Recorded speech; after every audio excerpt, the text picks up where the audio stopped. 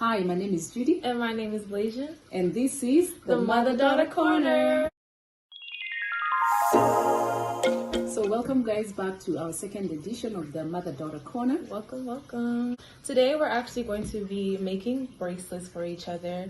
We thought, we could probably do something different for today's episode, do an activity. And we're also going to be talking about relationships as we make our bracelets. Yes. Okay, disclaimer there. We are not relationship coach or anything. All these bits are, we are talking about us. Mm-hmm. Yeah, everything we do here, it's all about us. Yeah. Yes. Okay. So the first question is, what's some relationship advice you give your younger self? Would you like to start? There is time for everything. There is no hurry. And it will be nice to take your time to pick the right person. Because again, I'm sure it gets to a point where you just see somebody, the first wagon that comes rolling, somebody jumps on board with it. You feel you've reached that age where, you found somebody and, there's so many faults that we see, but we don't care that, at the moment. As long as you've seen somebody, you're like, oh, okay, this is nice. A certain boy likes me. So, it's a start, So anyway, what I would say is just take your time. There's no point of all that rushing. And again, if you see the warning signs, because you will see little things that nag you, it's up to you. You can either address them, and if the person changes, then, that's okay. But if somebody's not going to do anything about them, just move on, experiment. This is the time where you get to experiment. I'm not saying you go with every Tom, Dick, and Harry, but just don't tie yourself into one person or feel like it's a marriage. It's not a marriage at this point. You're still trying to meet people, and then you'll have to have kids, many frogs for you to find the right person. Yeah. So don't just settle for whatever comes first. Okay. I totally agree with you on that. I think the same thing, like, don't rush, especially because I am still, in my 20s, so I still have, a lot more experience, You just got on your 20s, so don't start talking like, you've been in your 20s. But yeah, you know what I mean? There's no rush. And one thing I will say is a lot of people in my generation kind of see things on social media, so they'll kind of just want that immediately. There's time for everything, like she said. You don't have to jump into a relationship just because you see others doing it. Your time will come. Just wait, just keep growing for yourself, keep building yourself to be a better person, and things will fall into play. Just let things happen. If you rush things, it's not good to rush things. Just let things happen as they should happen. Question is, what's your definition of cheating? So you wanna go first, madam? I feel like that's it's a loaded question with that. As far as what my definition of cheating would be, anything that you wouldn't do around your partner, if that makes sense. Or obviously, or you even something that you feel that you shouldn't do around your partner, or just in general to your partner, I feel is a form of cheating. Whether that's that doesn't mean you can't have friends, you know what I mean, with the same gender or so forth, whatever it is, but there's certain things that shouldn't be said. There's certain things that shouldn't be done, you know what I mean? Yes. And if you wouldn't want your partner to do that, why would you do that? You know what I mean? Yes. Yeah. Actually, that's a very good point. So my thought on that, or my take on that is, my definition of cheating is just like Blazion said, do unto others what you'd like to be done to yourself. So anything you feel is not right, or even you have that gut feeling, you're doing something and it feels this is not really, just it's not right, So that's cheating. Or of course, besides the the point where you go out and do all that, that's the major one. Because at times we go we have a saying in my language, which is Kikuyu, and it says eyes have no bones, meaning you know, people can look, you know, they have no control of their eyes.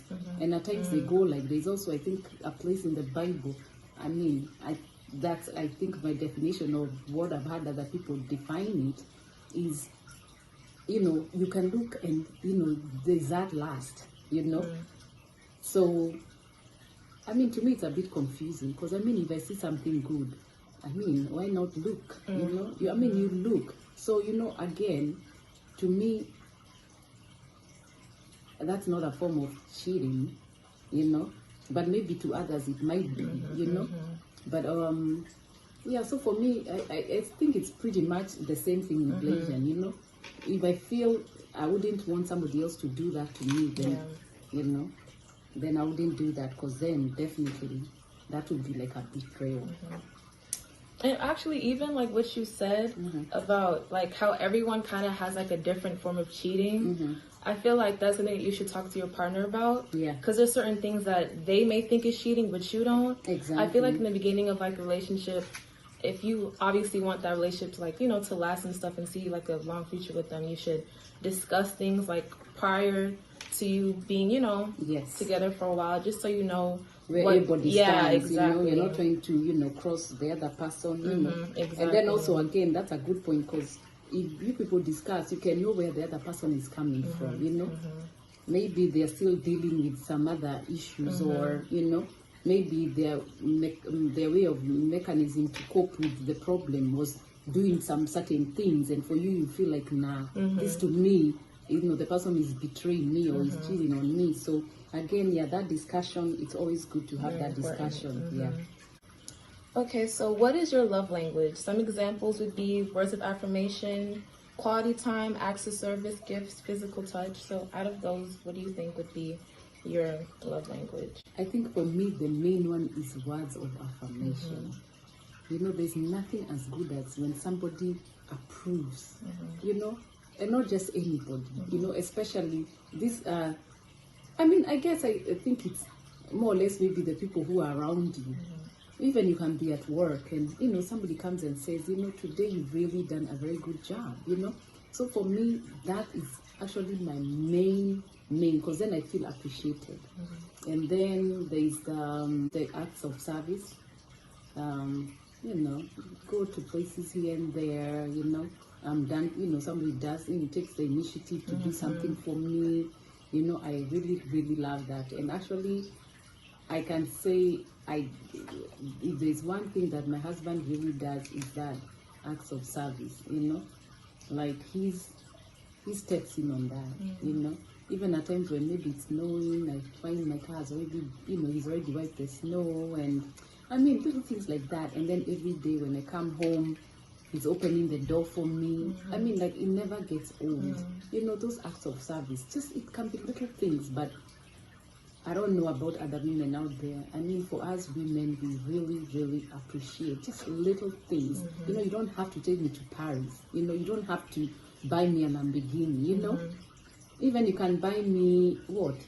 A pot, you know, and I'll appreciate, you know. It's just the things that you like, you know, to do. You know, it's not like you're trying to do things out of your norm, you know.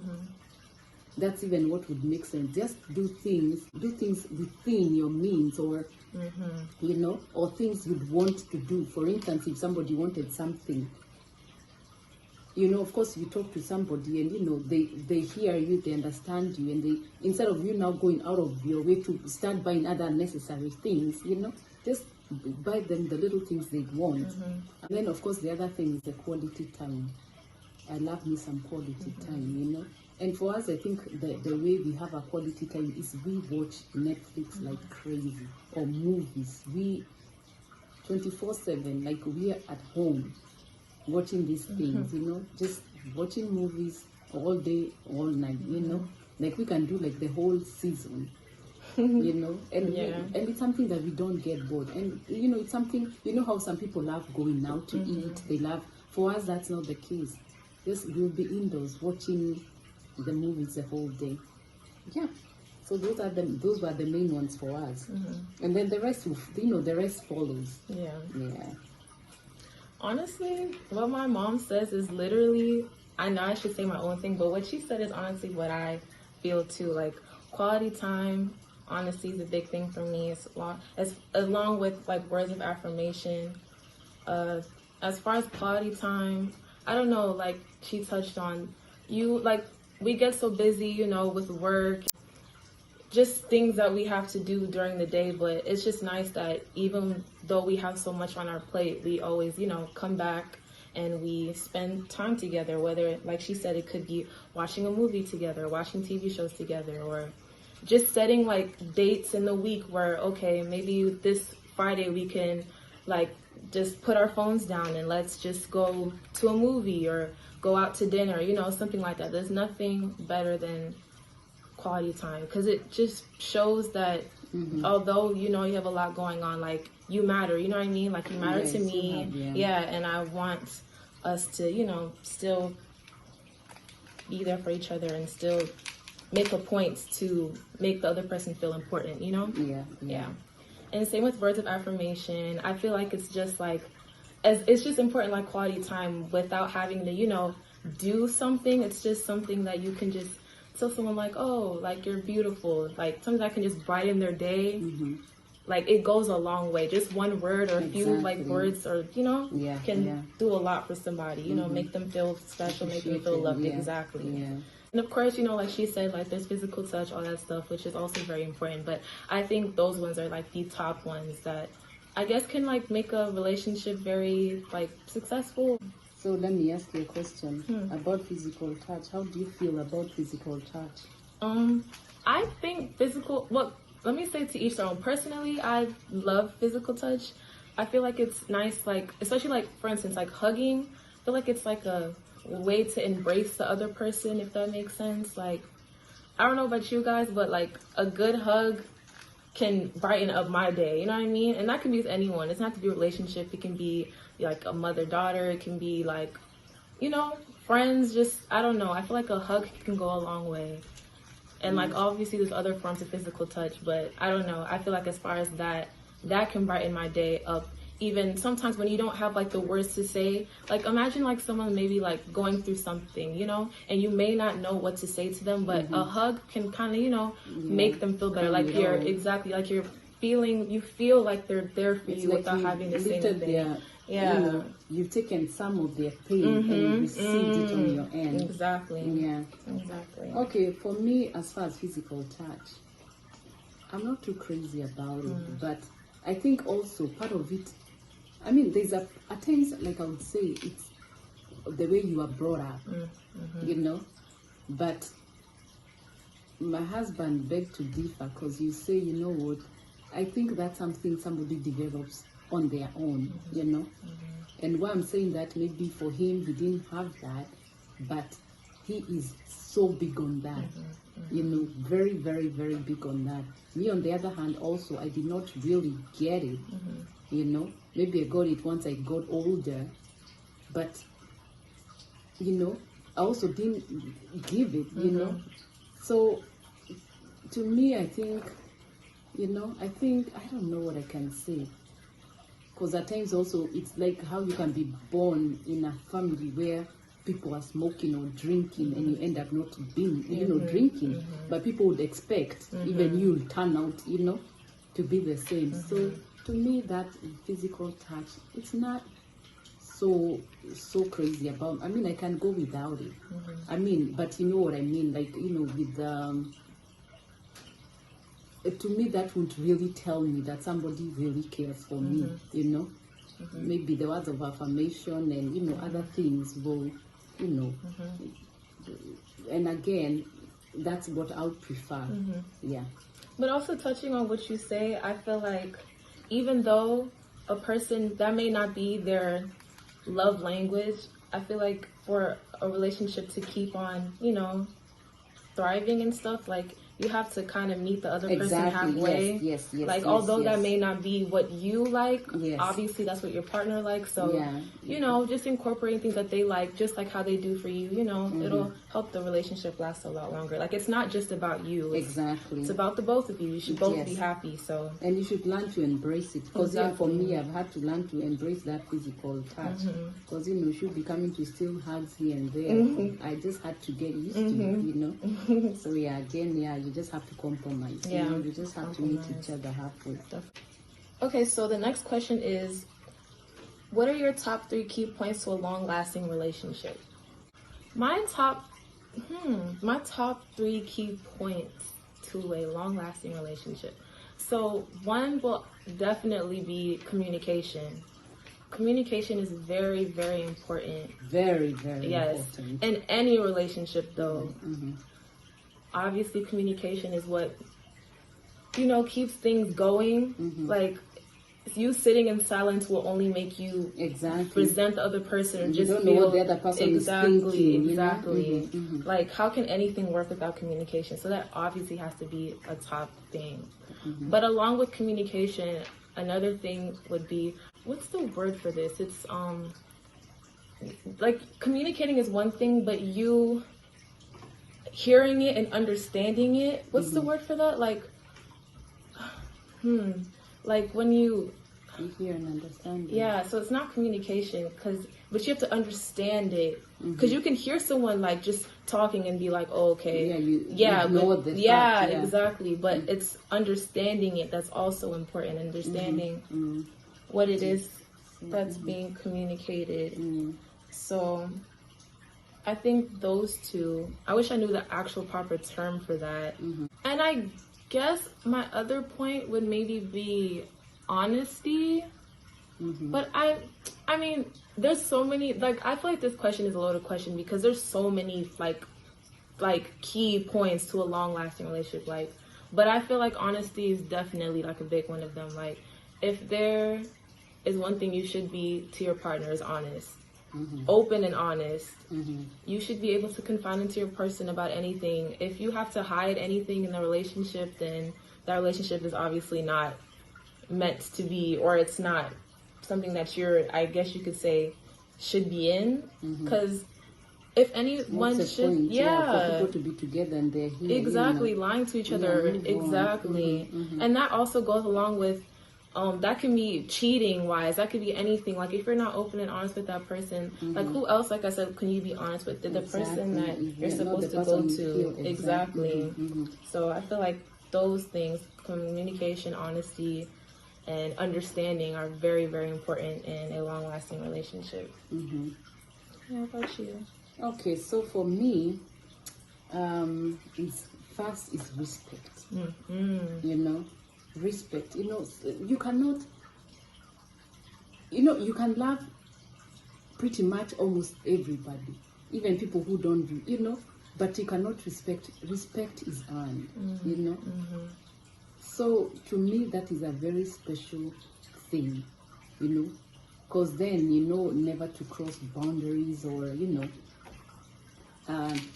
your place. And then the second one would be communication. You know, like Blajan has said, it's always good to communicate.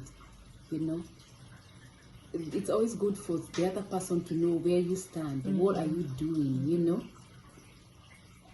it's not like you're trying to explain yourself, but it would be better or easier if everybody knew. Like, for instance, we come here on the table, so we both know what we are doing. It's not like we just come here and we didn't even tell each other what we were doing, and we just would be randomly doing things. You know, like we are not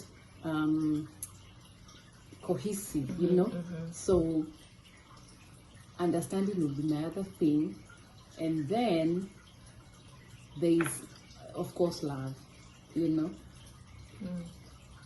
you should be able, you know, you can't just stomach, you know, you can be with people, but if there's no love there, you know, then it's just like, you know, being, you know, with your mother, or being with your siblings, or being, you know, of course, you have to care for this person enough to be able to love them. Even though I would want to say the other key things, the love comes with time, you know. And I would want to think for, if you're more mature, at a more mature age, you know, it's out of these other things that love comes after, you know.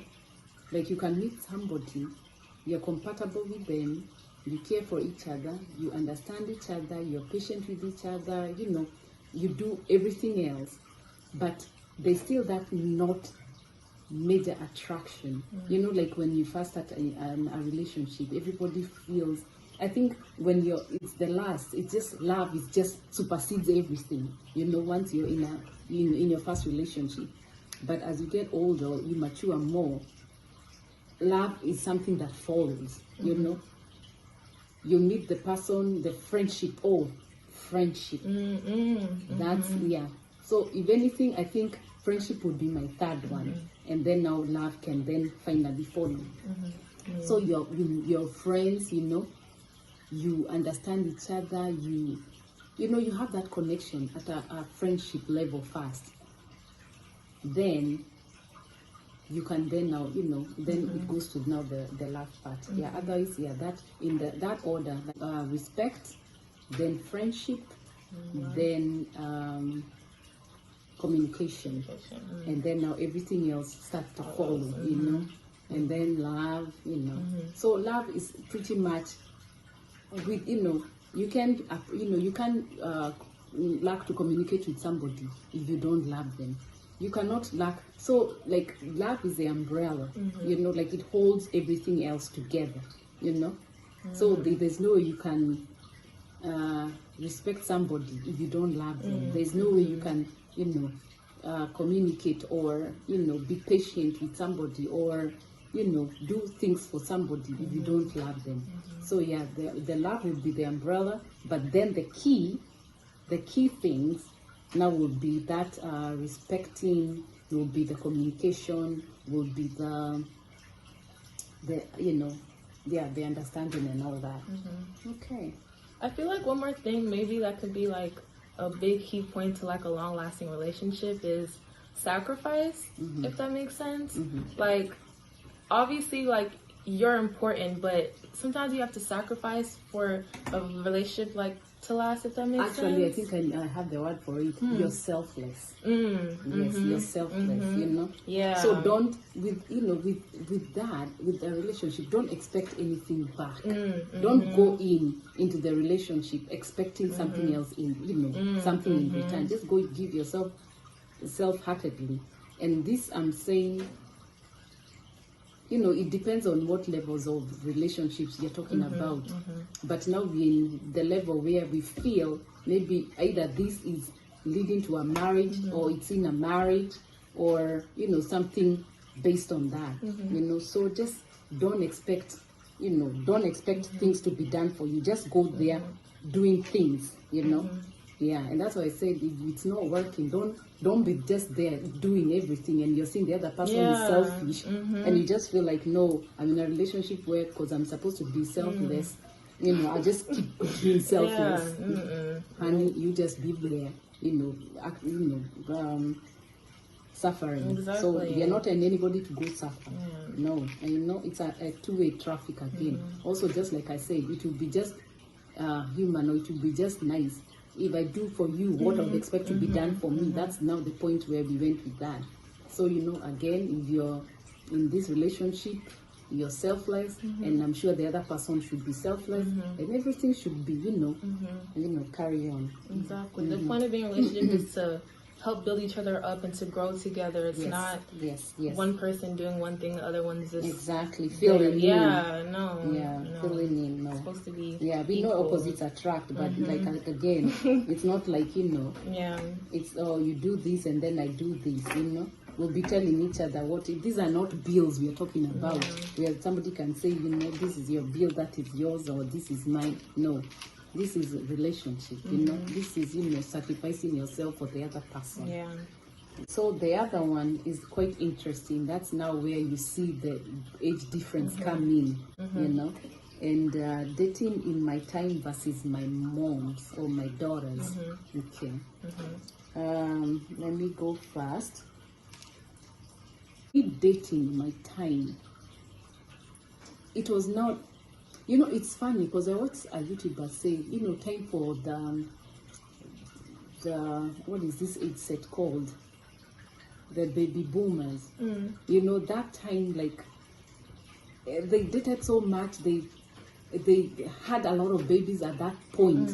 So I can imagine at that time, relationships were just, dating around that time was just they'll date even so early. And I think after them going through that period, now coming to us, because we are now the generation after the baby boomers, they tended to be a little more strict. They tended to be a little more strict, and they somewhat, we could not just go dating anyhow, like it didn't feel right. It's either maybe you're hiding because maybe around what age you are, so if you feel you're not of age, or for instance, if you're not done with school, everything else like will be hiding. Of course we'll hide. Nobody will go, oh, I'm in high school and this is my boyfriend and all that. Would finish to would wait to finish school, and then maybe we then introduce your boyfriend or your girlfriend. But again, it depends. Are you from a modern family? Things might be a little different. But if you're in those traditional formal ways people used to do before, then there are certain things and procedures that have to be followed for you to even come and introduce this person you are with. So we dating around our time, it was more so like, I don't want to say we didn't do it early, but not early like our parents, but we did it, but we somewhat didn't expose it. We were not like free to just come and show off and start telling our parents or other people how we are doing it. So it was there, not as crazy as the era before us. And yeah. For my time era or my generation, relationships are very technology based. When I was born, technology was just, somewhat starting to really like booms, really starting to be like what everyone uses. So before then, it's a typical, you meet someone in school, like college, stuff like that, which we still do. But now there's a lot of dating websites. A lot of people meet their partners like through social media. So as far as like dating, I feel like instead of us just seeing somebody randomly and being like, oh, like, let's go on a date. Now you kind of get to know the person through online first before you end up seeing them. In a way, I kind of like that a little bit better because it kind of forces you to actually get to know the person a bit more before you see them.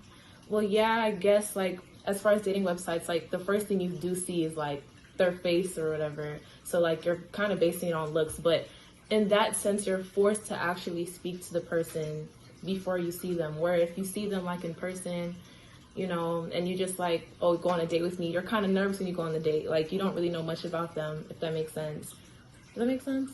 Yeah, it makes sense, but I have a question for you. So now that's a difference. You people talk, okay, of course the media is so heavy, in your generation. So for us, we'll go like, okay, how do you get to know somebody through social media? Because of course they'll make you see only what they want you to see, So by the time maybe you're meeting up with somebody, only to find out. And I feel maybe, just like you said, with the rushing of doing things, or you feel now you know somebody just because you met them on social media. And then later people start changing, and then nowadays, like marriages or stuff like that, it's breaking so highly.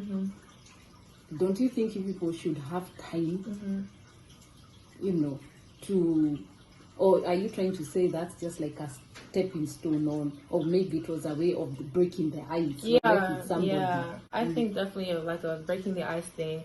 And honestly, as far as that, honestly, if you meet someone just down the street, they can lie to you. You know what I mean? Like, you seeing someone online, there's things like FaceTime, there's things like video chat. Like, if you're worried about, for instance, catfishing, where like if someone may present themselves some way and then you see them in person, they're completely different. There's other forms of actually seeing the person face to face without seeing them like in person, if that makes sense.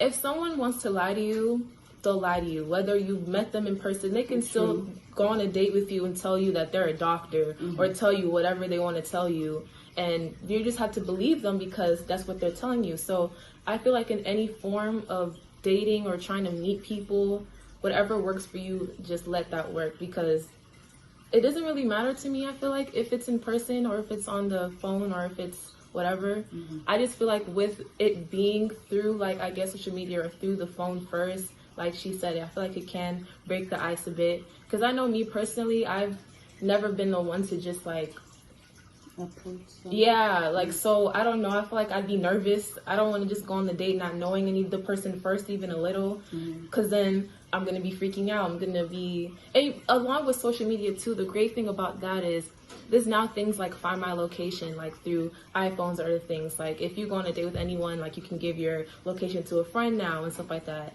So I don't know. I feel like now it may seem like it can be a little bit dangerous being the person online, but I feel like they've made a lot of ways for it to be, and a lot more easier for you to like meet people through, especially like, not to bring up like other social medias, but like even TikToks. Like I see a lot of videos of like relationships that are like long distance and they've met their person or their partner, like they could live here in the States and then the person lives all the way in Australia or something, and all that time they just spend talking and really, really getting to know each other, you know what I mean? Without all the physical stuff, it's just straight, just speaking to the person.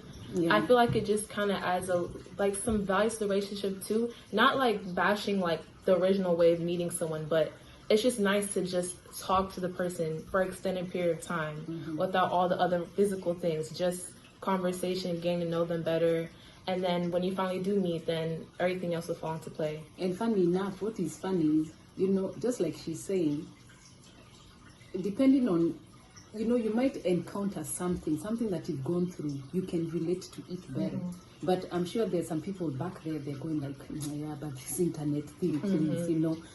For me, now let me tell you something. Even I, you know, just like I said, internet is not really crazy for me, you know, just like the way they're heavily doing it. But guess what? Yes, I met my husband online, and we've been married for, it's going 14 years now. 14 years. So yes, it does work. You know, circumstances can, you know, different circumstances can make somebody meet you, you know, in a certain place, you know. Maybe you don't have, just like she said, you don't have the time to go out there and mingle, you know. Then you turn, you know, they're actually very good mingling sites, Christian sites, you know. So it doesn't have to be some crazy stuff where you people are meeting up, you know. And just like she said, it's the same thing.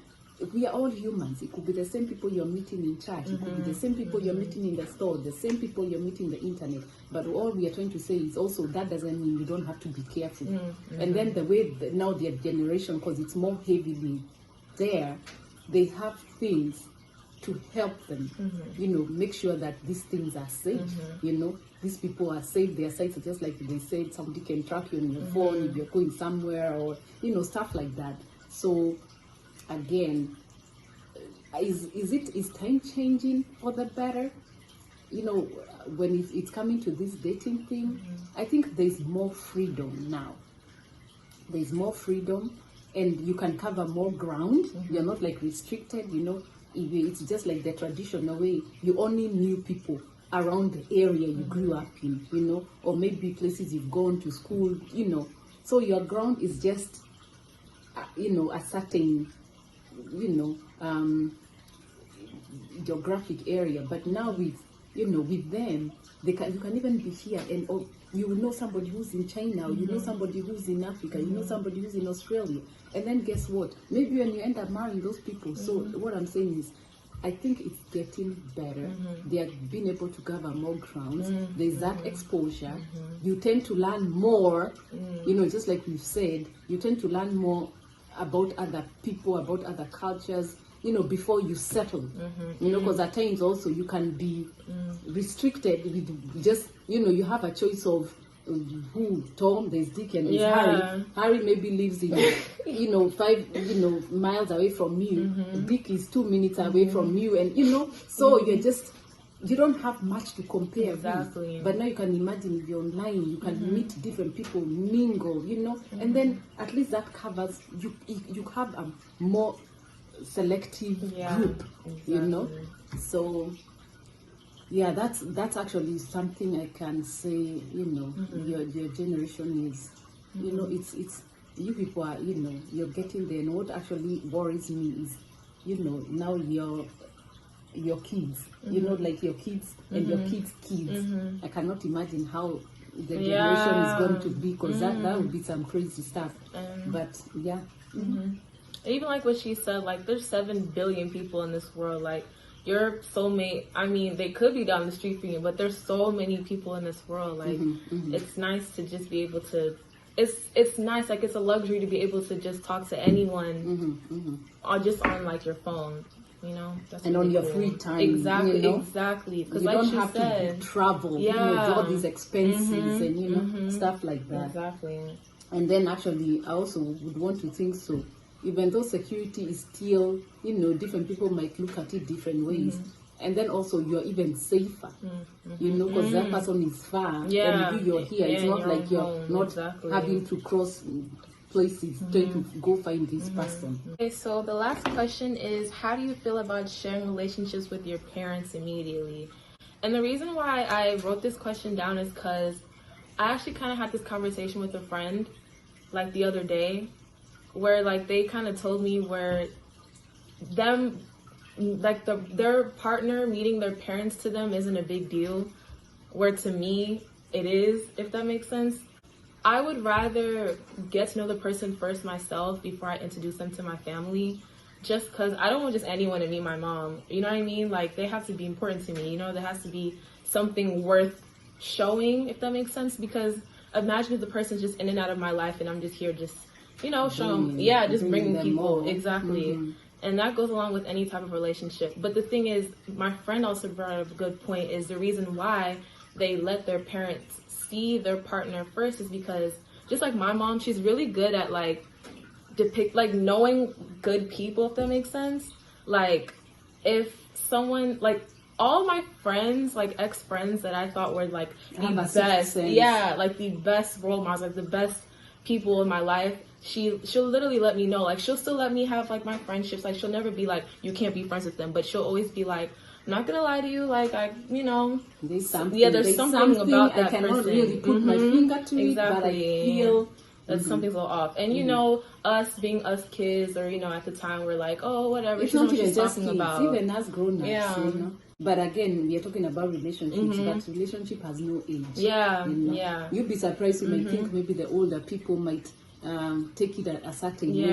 At times also it depends on the experience you had, you know, and stuff like that. But, and she'll tell me that, and you know, me just thinking, oh, whatever. But all of those friendships or relationships have not lasted. Like, something always ends up happening. So it's just like, I feel like the reason why she said that is because she knows that her mom will point out the good and bad in the person. Like, she'll know what's good, even though it's up to you to decide whether you should, you know, be with that person still or whatever. But I don't know if that makes sense. Like, it's nice to have that, a mom figure or parent figure to let you know, like, And also, wouldn't it be nice when, you know, your parents also, you know, when you're in a relationship with somebody and your parents like the person, you know, even you feel, you know, you even feel more settled in the relationship.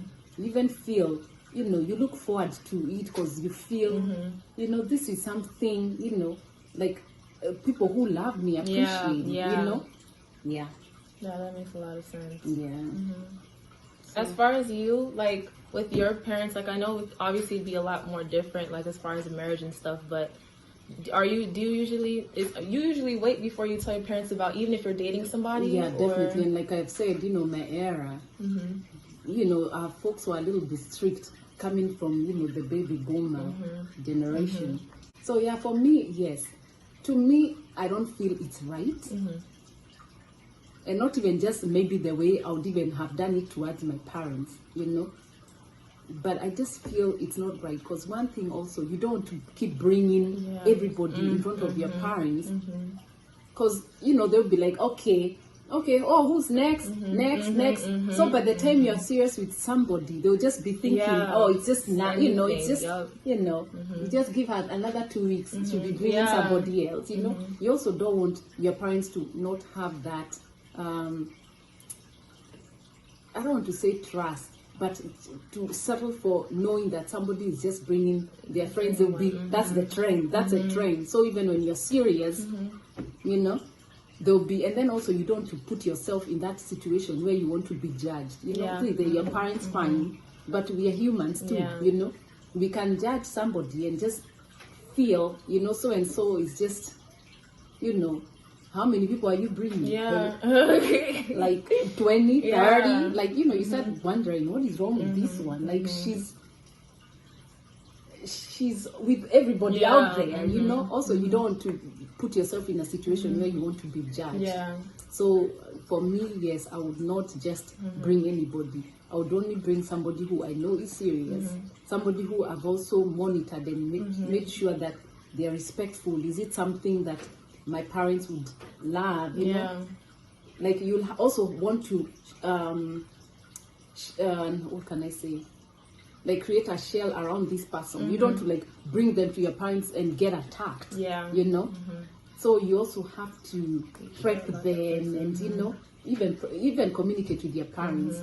Prep them. Don't just bring somebody out of the blue and maybe they're in a different situation or they're in a different mood and only for you to come and mess yourself, and mess your partner up, because apparently they're like, what, I don't like that family, because even they can like you, because again, some people are very big with family, they can introduce them to your family. If they don't like what you see, and maybe it was a one-off that things were not working in that house that day, then somebody says, you know what, I don't like your folks, and honestly, I don't want a future with these in-laws, so that alone can make, break things, can make somebody, go their separate ways. But as far as like what you said, with that, what is like a good time that you think? Because I know you said like when things are serious and stuff, but what does that mean? Like when they're your fiance, or like when is like a good time, do you think? Like you've been together for a year or 2 or 3, like you also don't want to tell them, like you said, too late. You want. Okay, I guess for me it depends. One, it depends with your age, and what I'm saying, it depends with your age, because you can be in that age where you feel you need to settle down. And of course, maybe you've been that age, you're not gonna really be questioned. If anything, people will be telling you, I think you need to settle down at this point, So for that, even it can be, you've met somebody for one year, maybe even 6 months or whatever, that's up to you. But you see, when you go there, nobody's gonna look at you a different way than maybe this is a younger teenager coming to me and telling me, but we've been together for 4 years.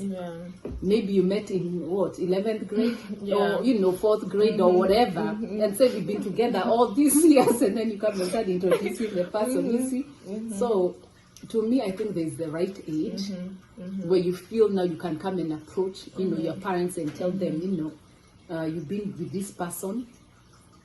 But I think to me it's the time and the age. That plays a big factor on that. Okay, so I think that's all for the questions. So we have created our bracelets. Yes, so we'll be gifting each other.